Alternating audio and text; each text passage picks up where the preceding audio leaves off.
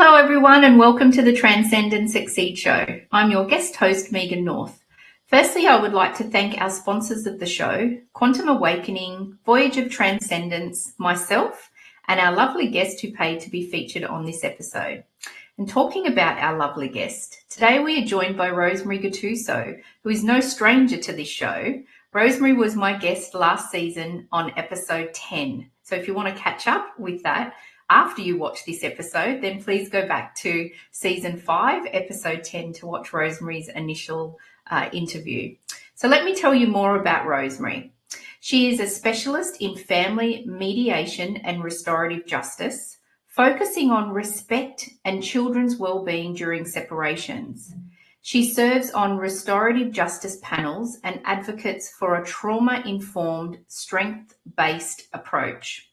Rosemary has a background in law, couples and family therapy, and family dispute resolution with advanced studies from Harvard University.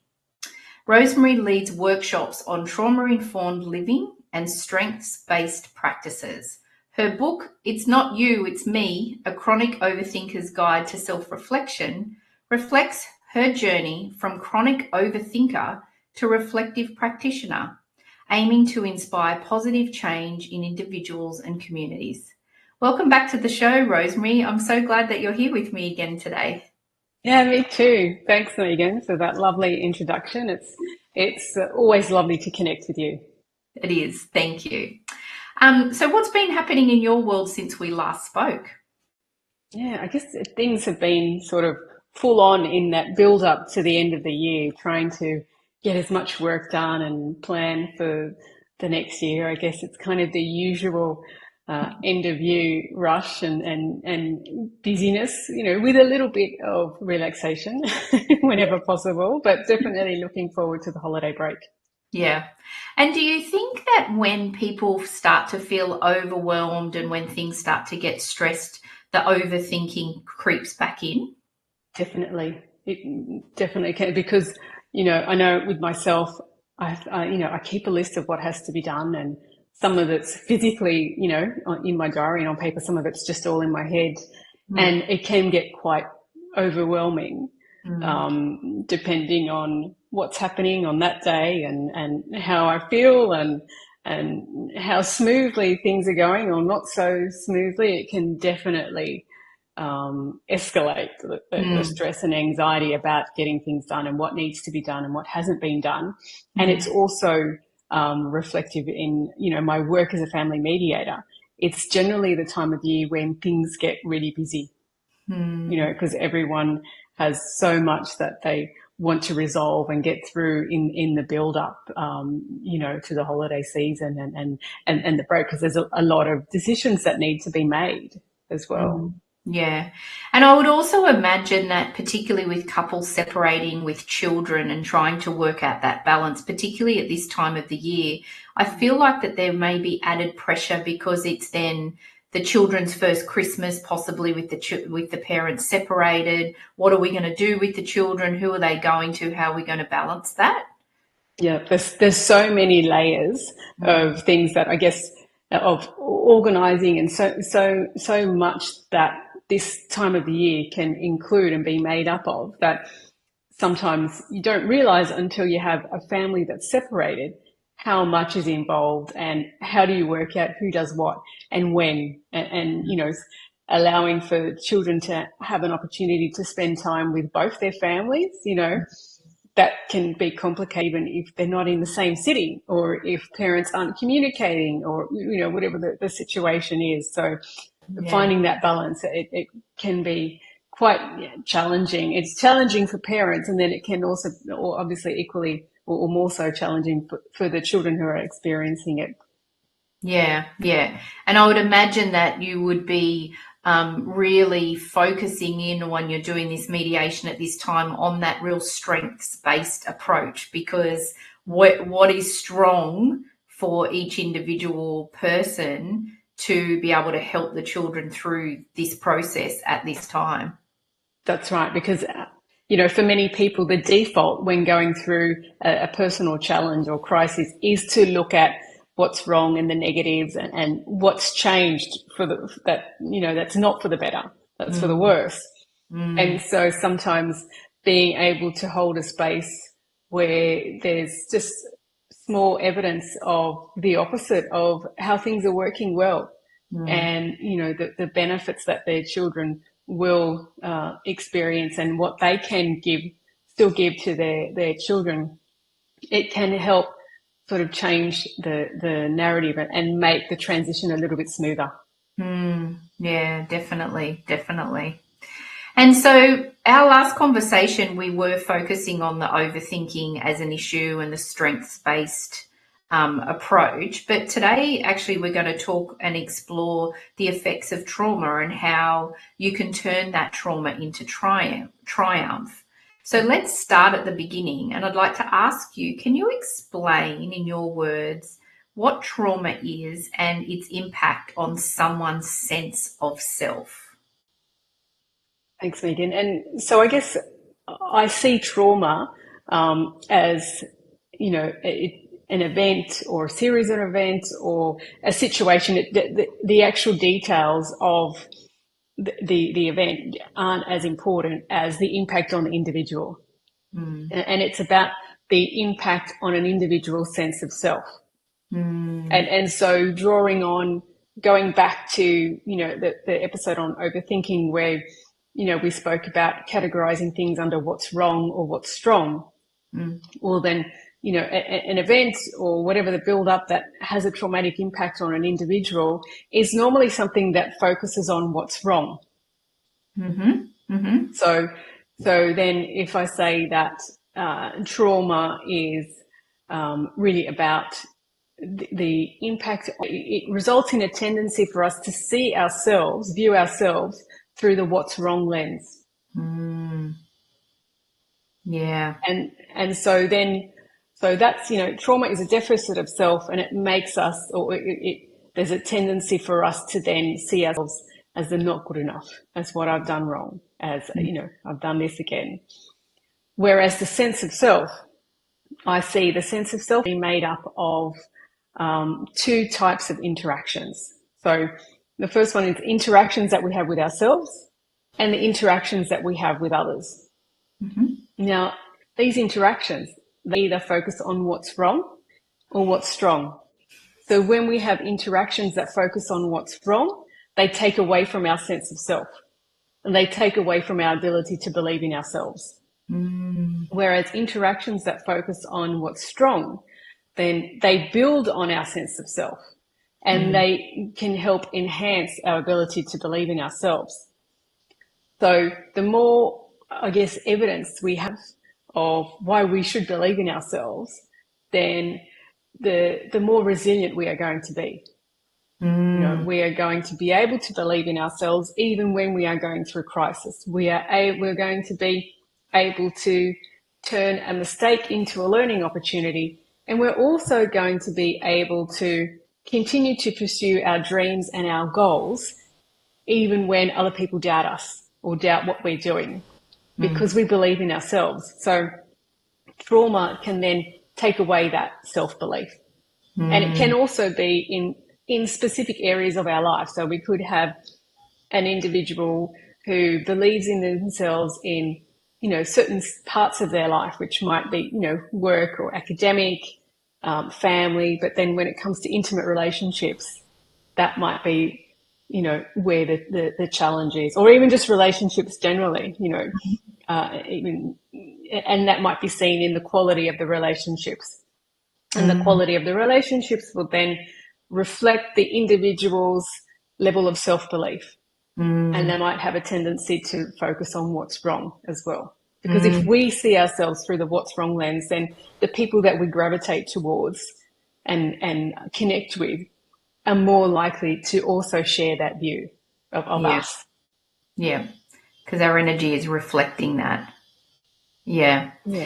And I don't often work with people that have been through trauma from a healing perspective. I don't attract a lot of people that want to deal with their trauma, work on their trauma. But what I understand from trauma also is that when something has happened to an individual, often then they blame themselves because it's something they feel like it's something they did. I must have asked for this, or I must have attracted this, or I did the wrong thing. And so it's really interesting to then talk about that reflection of that self-worth, because the stronger you can build your self-worth, I suspect then that blame on yourself would lessen, because you're strong within yourself of how worthy you are. And the blame, I feel like, wouldn't even fit if you're very you're very good at being self-reflective and self-worthy of yourself. That's right. That's right. Yeah. And I guess the reality is that when there is an event or a series of events that has had a significant impact, even if it doesn't come under the category of what we would, label as abuse or a traumatic event, but it has that impact on the individual, then it's hard to identify because it doesn't come under a label, and it doesn't, then therefore there might be less opportunity to seek out help because there's nothing wrong. Nothing happened. And then it can also make what I'm proposing, quite hard, and feel like maybe 2 steps forward, 10 steps back. Because that deficit of self, default, that I'm not good enough, that it's my fault, can take over. Yeah. And then it's easier to stay there longer than to sit with the possibility of, maybe it wasn't my fault, and maybe I do have some strengths, and that even if other people doubt me, I believe in myself. So I'm going to overcome it, or I sit there for a week, or it doesn't have to be a time frame, but then I can push forward. Yeah. Yeah. And I know personally as well is that from things that have happened in my life that I suppose has been traumatic to me, that then you build a story around it too. And so there's also then that benefit of holding on to that story. And I know from my personal experience, until I've been ready to face that story and actually go, okay, well, what's the benefit of me continuing to hold on to it? And then I start to think, okay, well, the benefits are actually not serving me anymore. So what can I do to move through this? Then you start to love yourself even more, well, like yourself, and then you love yourself. And that self-worth really does help you to sort of break through that. Yes. Yeah. Definitely. And it's self-paced as well. Definitely. Yeah, exactly. And yeah, it's interesting, isn't it? Because for you, I guess in the, when you're doing all this mediation in particular, you could see, from your perspective, you could probably see, oh, this person has such a strong sense of something, but actually it's often then their journey to really start to embrace that.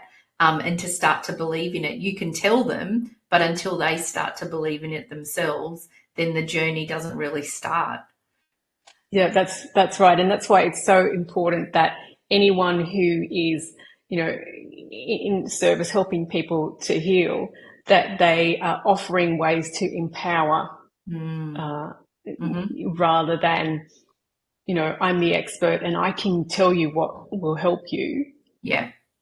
And then, sometimes that can work. Sometimes that's in that moment that can also help. But I guess, I don't want to have a situation where someone is reliant on someone else who they see as an expert to help them overcome their journey and overcome their trauma. And when it's self-paced and the onus is on the individual to then really take charge, because when we have trauma, there's generally a lack of charge. We can't do anything. We're helpless. So this is about also changing that part of that narrative.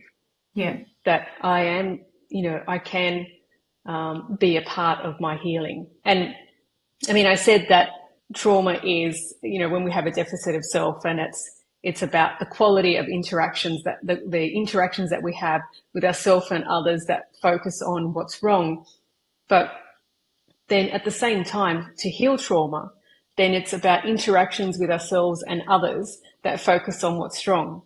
So sometimes there is a need or a space to rely on others to help change that narrative. Yeah. And it sort of loops in because maybe you never had evidence of your strengths before, or a different way of seeing, a past hurt or a past trauma. And then one day someone comes along and just plants the seed for a different view. Then that feeds into your own view of self and your own self-talk about that situation. And it can just loop. So it's not that it's dependent on that external factor, but it's a contributing factor, and definitely it helps. And for some, it might be the first time that someone has given them evidence of their strength, of their self-worth. Yeah, I love that. I really love that. And it's interesting, isn't it? Because you know, from an intuitive point of view too, sometimes you feel that you intuitively tune into the person and think, actually, I can say this one thing that actually I feel like they need to hear at this time, that I think will help them go on their journey with a different sense of self. Yeah. Yeah, exactly. Yeah. And so what can people do to rebuild their sense of self after experiencing trauma? Do you have tools or strategies that you use with your clients? Yeah. And I think it's good to just acknowledge that there's not one size fits all. and it's often not just one approach. I think historically, talk therapy has been, I guess the only option.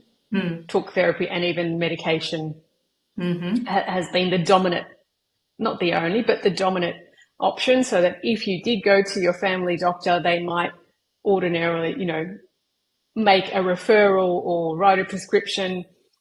So, and I guess, that can also help. But when I look at things, and there's no right or wrong answer, and there's no specific, there's not always a definite cause, or there is a cause, but how do you then put that into a healing process that's going to empower that individual? So then I often say, well, let's look at the bigger picture and see, are there multiple services or practices that an individual can then put in place? And they can be as simple as practicing self-care, even if it's once a month, once a week, whatever it is, and come under that category as things that we can do. I'm a big advocate of a to-do list and how much the to-do list can then help build on our sense of self. And it's something that we're in charge of, and we do. And if we go back to the sense of self being how much we believe in ourselves, then when we give ourselves evidence, no matter how small it is, of why we should believe in ourselves, then that's a kind of simple practice, like a to-do list. You write, I love to-do lists, and I write everything down, and even things that I didn't put on the list, but I actually got done, and then tick it off. I'm like, okay, I did it. And then if I didn't finish everything, I just put it on tomorrow's list. So interactions that we can have with ourselves that focus on what's strong. So that's, I guess that's self-care can come under that. And that can look like so many things, whether or not it's just going for a walk. Because it's, yes, the walk can be quite therapeutic. And then depending on where you are as well, they might have an element of nature and that relaxation. But you've also given yourself that time to have a walk and saying, yep, I'm going to do that. And then it's also about interactions that focus on what's strong with others, and whether or not that is engaging with a therapist or some other type of mental health practitioner, or even a practitioner where it could come under self-care. And look, there are a lot of services out there that cover a whole range of areas. Whether, you know, if you are someone that is drawn to energy and is in tune with other people's energy and is interested in that, well, there's a whole range of services that come under that umbrella as well that can be helpful. You know, if you are someone who is academic and likes to learn, then there's so many books out there. There's so many podcasts, TV shows, you name it, it's out there, YouTube, that you can get on to help feed that part of you. So that's what I mean. It's an individual process, and there's lots of different types of therapies. If you look at in the realm of trauma, that are not just talk, they use the body, and you know, specific as well for trauma. So there's a whole range, and so that's where it's about a holistic approach. It's not just, you know, this happened, so I need to sit in a room with a few cushions and talk to someone. That can definitely help, but it's not the only option. It's about where can you find evidence of what's wrong, evidence to help change that narrative and build on your sense of self, whether or not it's things that you do individually or people that you connect with. Yeah. And sometimes it's also when there is, you know, trauma, it can mean that we tend to associate with people who focus on what's wrong as well. And that sort of perpetuates that narrative. Yeah. So what I find is that in that healing process, a lot of people, you know, have sort of breakups with friends, with scenario, anything, any part of their life that focused on what's wrong as the default. I mean, we can't always be, there's going to be times when we're not going to be looking at strengths or we need for our survival and safety. You know, I'm not talking about those. It's just, you know, reaching a point in the healing process where you think, oh, I don't connect as well with my friends who I've had for 20 years. You know? And then I mean, that can be a challenge as well, because then it's a breakup with friends, which can take time. And, you know, and then means, well, now where do I go? I have to rebuild. You know, so it's almost like another trauma on top of that. And, but you're in a better position. Yes. You know, to then build on your sense of self and, you know, believe in yourself that you are worthy of connecting with people who are more aligned with you, with the you that you are now. Yeah. Yeah. And you're also then opening up that space to when you start to let the people go that aren't necessarily helping your self-worth anymore, or as I say, vibrating at the same energy level. When they fall away, then that opens it up for people to come in that are at that next level to help you through to that next level as well. Yeah. That's right. That's right. Yeah. Okay, so we just need to hear from our sponsors. So I'll just we'll hear from our sponsors and we'll come back, and I just want to then just give you an opportunity to talk about your book again as well. So we'll just hear from our sponsors, we'll come back, and then we'll hear about the book, and then we'll continue this conversation. Thanks, Rosemary. Okay.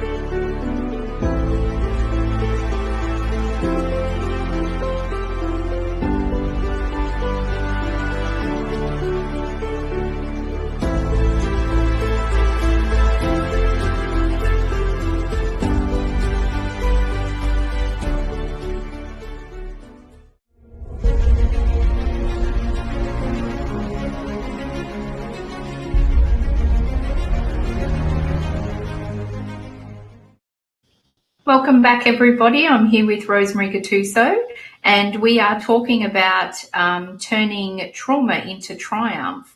But Rosemary, can you just have a reminder to everybody, and particularly if people haven't seen you from last season, just in relation to your book? I've put the QR code there where people can order your book, but can you just give us a couple of minutes of what the book is about, please? Yes, sure, of course. Thank you. Well, it's really based on my observations as a mediator for the family court in Australia on the ways that people manage adversity. And because what it did was my work showed me that there were, obvious trends that could almost predict outcomes. And so that when there was a tendency for the default view or approach to focus on what's wrong, it made the overcoming the challenge a little bit slower and denser, a little bit harder. And there was a likelihood to stay in the past, whereas where there was a tendency to stay more with the what's strong, to see what the potential benefits, what the learning opportunities are from there, the process was a lot smoother. It was much easier to explore the future and talk about the future that was less connected to past hurts. So that's essentially what I observed. And this what's wrong and what's strong is based on strengths-based theory. And so the book really unpacks these observations and the categorizing things under what's wrong and what's strong, and just explores practical ways to then implement this, idea, strengths-based living in your own experience, and it's all self-paced and self-guided. And I love that about your book. I love that there's that real practicality to it as well, because sometimes when you're reading through a book and it just feels like it goes forever and you're thinking, oh my gosh, I'm taking on so much information. But with yours, I like that it's, there's sections through there that then you can do that self-reflection. And I love that about your book. So, and I know that it's selling very well. So I'm sure that a lot of people around the world are getting great benefit from it. Thank you. And really that was my intention, to give sort of, one bit of information and then, an exercise or a task, or a bit of reflection to then build on that. Yeah. So the QR code is there for people if they're looking to order a book over the break and to start not overthinking. So Rosemary, you were talking about adversity before. So what should we know about the neuroscience behind how we handle adversity?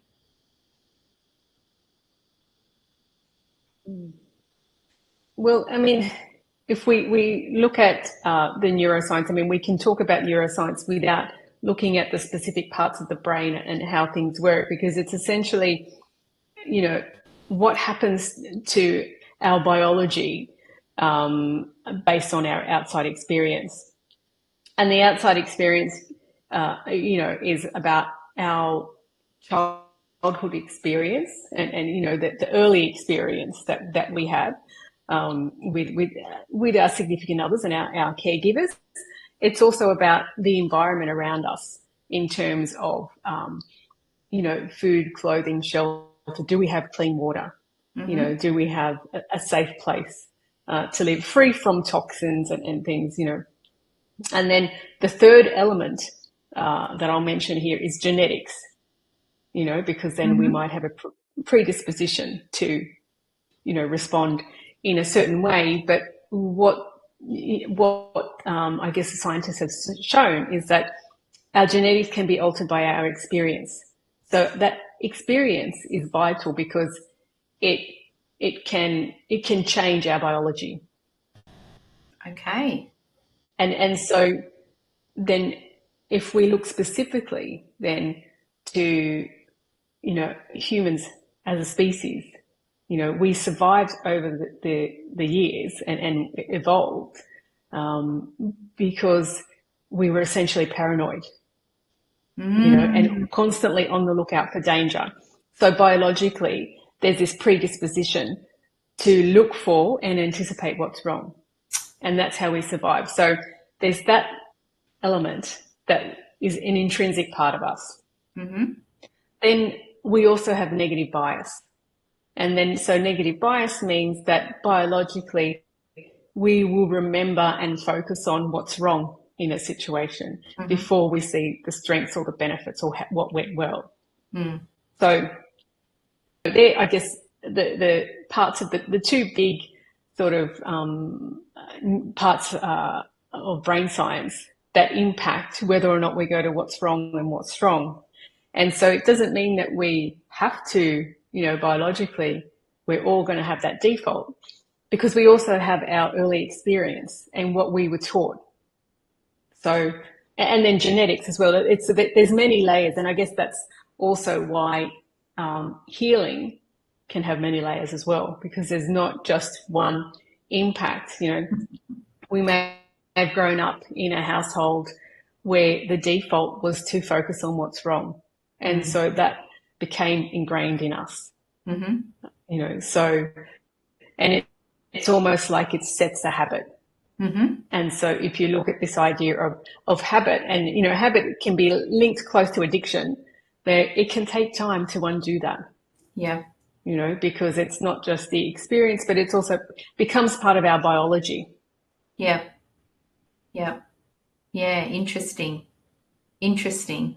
And it's really interesting that you talk about that, because I have a tendency to go to the strong, not wrong.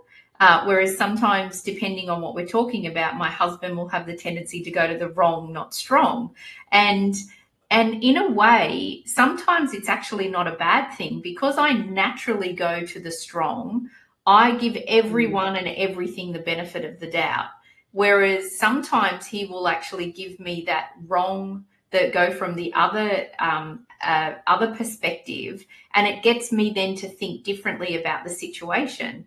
And so it sort of helps me to run through that. Naturally, I just go that way, but actually he's given me a different perspective and I can work it through. And usually I'll still stay on that path, but sometimes I have changed my thinking or my perspective on a situation because I've looked at it from a different perspective of actually the wrong, not strong. Yeah, that's interesting. Yeah, because I guess, and it's all about what's our default. And I guess it's also, how is that serving us? And is that impacting our deficit, our view of self? Are we putting ourselves in a deficit? Because you can even be on the what's strong and still be in deficit, because we can see everyone else as what's strong in everyone else. But then the implication is, well, then I'm wrong. It's sort of tricky. It's not always obvious, but I guess the quality of life and my ability to move forward and make decisions and achieve the goals and have a fulfilling life in the way that I believe it's fulfilling. Absolutely. And so how can people use the insights from, I've got a bug flying around. How can people use insights from neuroscience to aid their healing process, especially in recognizing and using their strengths?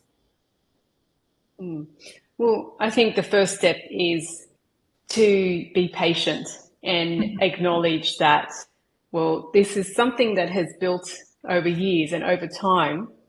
So to undo that, is going to equally take time.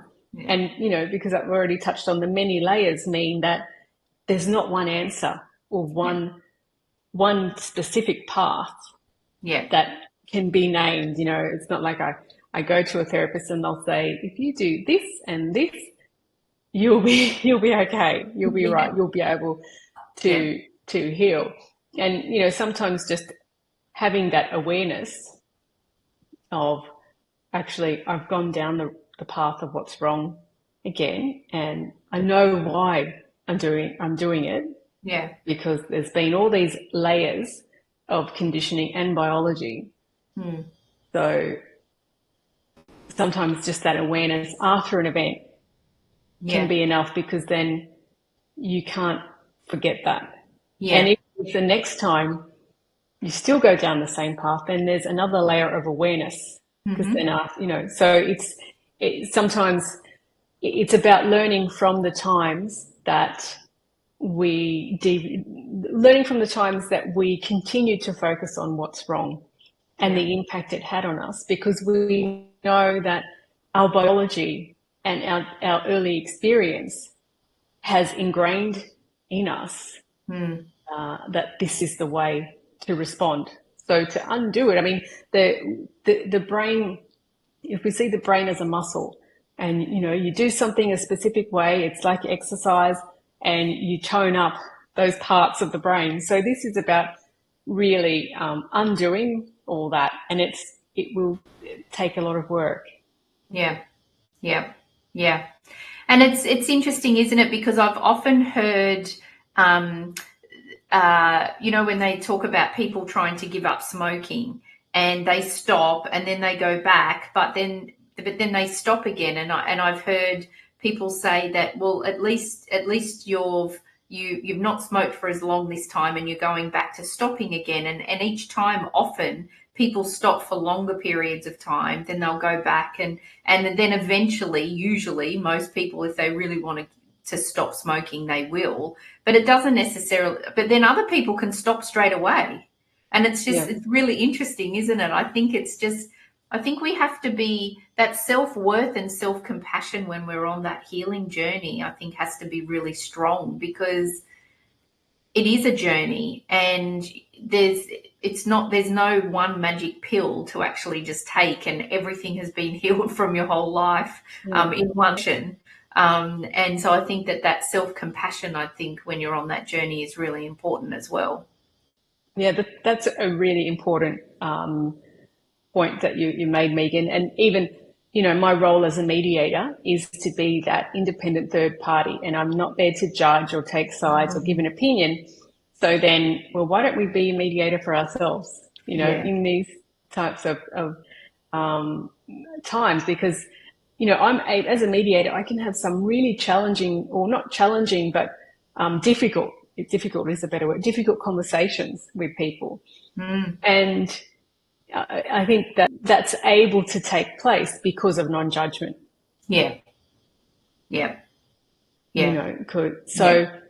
Let's exercise non-judgment, that self-compassion with ourselves in this process. And I think it's lovely, because, as you said, that you're kind of a neutral person in this process, aren't you? And you're in a actual professional process that people are going through. But I think that there's an opportunity for us also to be that non-judgmental person for others who are going through their own journey. And the reason I'm saying this is because I was speaking to someone last week, and she said to me, she was having a really bad week, and she said she noticed herself going back and reacting to how she used to react, but then she caught herself, and then she didn't react like that. And I actually said to her, well, congratulations, that's amazing. Isn't that amazing, like how far you've come to actually recognize it and not go that way? And then she actually stopped and said, oh my gosh, thanks for pointing that out. Because she hadn't actually given herself the self-compassion, or even the high five, give yourself a self high five for not going, like recognizing it and stopping and going the other way. And so I think that there's lots of opportunity for us, just as good human beings, to point out the strong in everybody that's around us. Yeah, that's so true, because it is about that reflective process, and then the time that it takes us to then realize, actually, I was going back to my old ways. I was focusing on what's wrong. Then maybe that time becomes shorter and shorter, but it's so important. And then because it's us able to see what's strong in ourselves and the way that we process what we have done and what we have gone through. So that's and that's where the growth is. We grow from those opportunity. That's a learning opportunity, and we can either see it and take it on board, or sometimes miss it because maybe we're not ready for it. Mm-hmm. We just don't see it, and that's okay, because it'll keep coming back until we realize. It like keeps prodding you, like, I'm going to give this to you again, and are you going to heal from it this time? And if you ignore it, then the prod gets a bit stronger. Yeah. And I think one point that I just remembered in terms of the neuroscience is that there's this concept called social pain. And essentially what it says is that there's things like being judged or comparing ourselves to others that are similar to physical pain. So there's, a whole lot of interactions that could come under what's wrong, that for the brain are processed in a very similar way that physical pain is processed. Wow. Okay. So then that can also give more weight to these kinds of interactions, particularly that comparison, that negative comparison, or feeling excluded. Right. There's a whole, there's, quite a few types of interaction that I go through this in my book. But if you look at it from that perspective, well, then it does sort of highlight how challenging it can be, because it's physical pain. Yeah. And how heavy it can feel. And it's not anything that you can just put a Band-Aid on and it'll heal itself. Yeah. It takes extra effort. Yeah. Yeah. And the whole healing process is such it can be a long journey, and I totally understand why some people go to a doctor and start taking medication for these sort of things as well, because to be honest, some of the things that I've worked through in my life, I wish that I could have just done it easily and just taken some medication and just worked through it that way. I feel like sometimes it's harder to really face what you're facing and to go on that journey. However, on the other side of it, when you get through it, I think that there's such a big reward. But now, because I suppose I can quickly, instantly heal something of myself, I know that it might just be a short period of pain to get to the other side of, actually, this is going to be worth it. But when you're starting your journey, it can feel very overwhelming, can't it? Yeah. And I think, look, I've gone to a lot of workshops and conferences on healing from trauma and different approaches. And I guess one of the big takes that I got from all this is that medication can definitely work and help, and particularly in quite intense moments. But I guess what one professor pointed out to me is that his name's Martin Teicher, and I'm sorry, I probably mispronounced his name, but it really stayed with me. He said, if the need for the medication, if the cause of the medication is biology, it's a chemical imbalance, then the medication will work. Yeah. And it'll be a good fit. Yeah.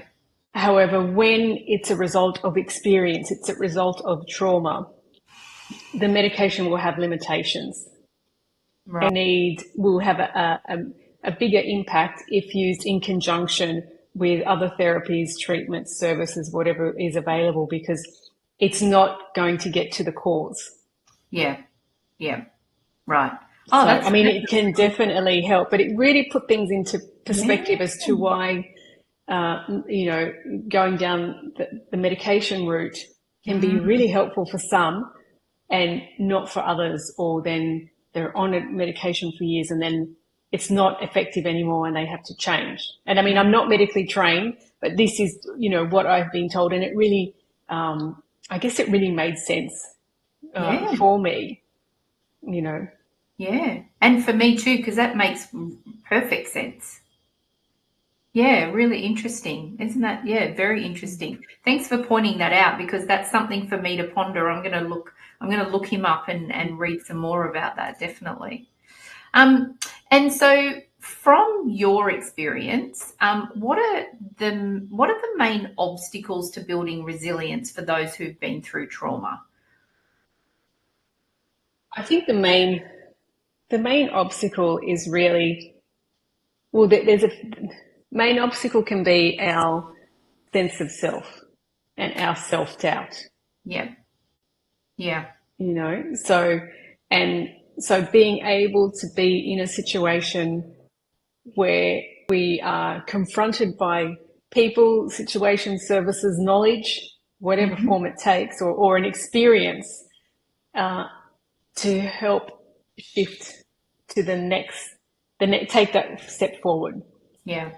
You know, Yeah. I think that, and I guess that's where the title of my book, It's Not You, It's Me, because it is an internal journey, yet it's quite confronting to say there's been trauma and, you know, take the first step. Because Yeah. the first step is not always going to be a step that an individual takes on their own. And so that's where, you know, the individual self-doubt can, you know, be the biggest obstacle and the biggest impact of the trauma. It's not their fault. So how can anyone in this sort of service industry, you know,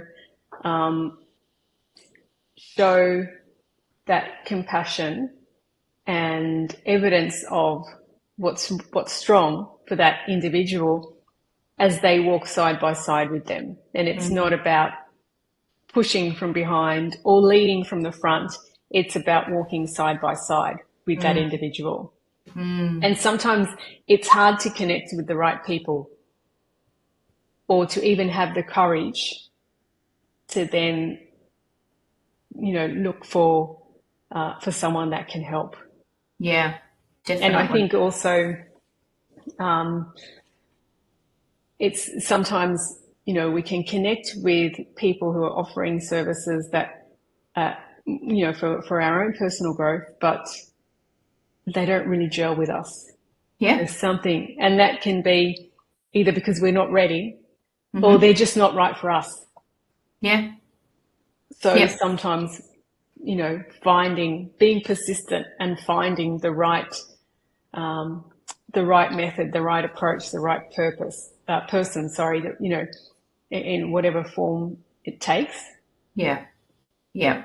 And I think also even having the courage to ask people in your circle as well, like your inner circle, could they recommend anyone, or have they ever experienced working with someone before in this sort of thing? Because often then someone, you know, I know myself, if someone recommends someone, I would most likely go and see them. Sometimes it hasn't worked out, but often it has, because I trust their point of view and their recommendation. So I think talking about it within your closed circle too can help. Yes, definitely. Yeah. That can definitely. And if it's something that you can't talk within your circle, then, you know, maybe a counselor or a therapist or a doctor or anyone who is someone that might know. Yes. Or, you know, someone that and I guess you just try, because it's about an individual looking for evidence of what's strong in themselves. Yeah. And that's both self-talk, which can be hard to shift. I mean, in the previous episode, we talked a lot about it, but when there is significant trauma, it's a lot harder to then make that flip. It's not impossible, but it can take more time. Yeah. And so that's where linking in with other people and services and experience around you that do also focus on what's strong. Yeah. Sometimes it's just a little drip of evidence to then help elevate how much you believe in yourself.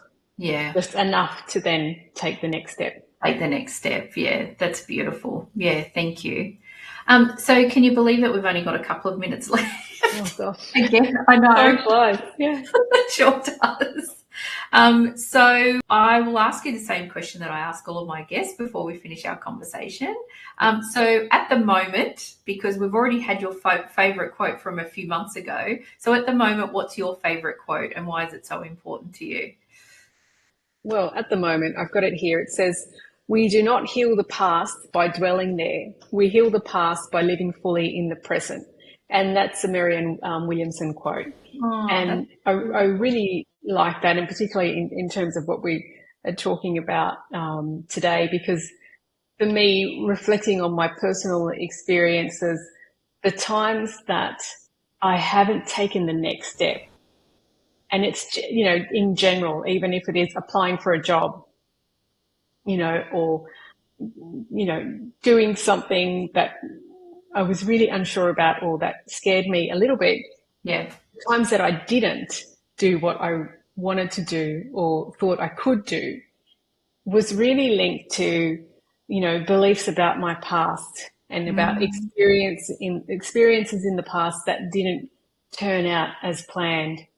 And they were able to then be so strong in what's wrong for me that I didn't do something.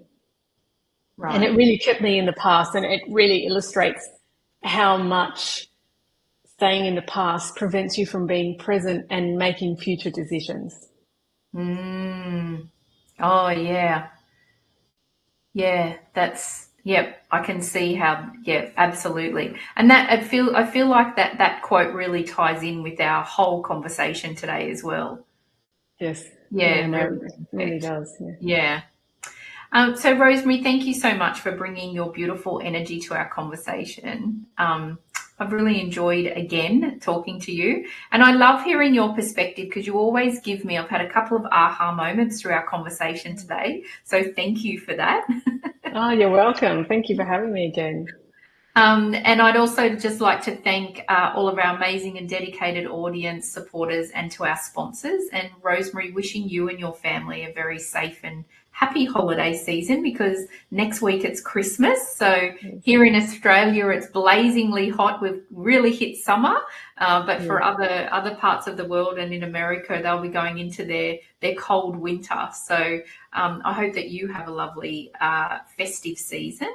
And I also hope that all of our supporters and guests and audience and everybody that's been on the show this year has a wonderful break as well. So I look forward to seeing everybody next week and happy holidays, everybody, and to you, Yeah. Rosemary, as well. Thank you. Happy holidays, everyone.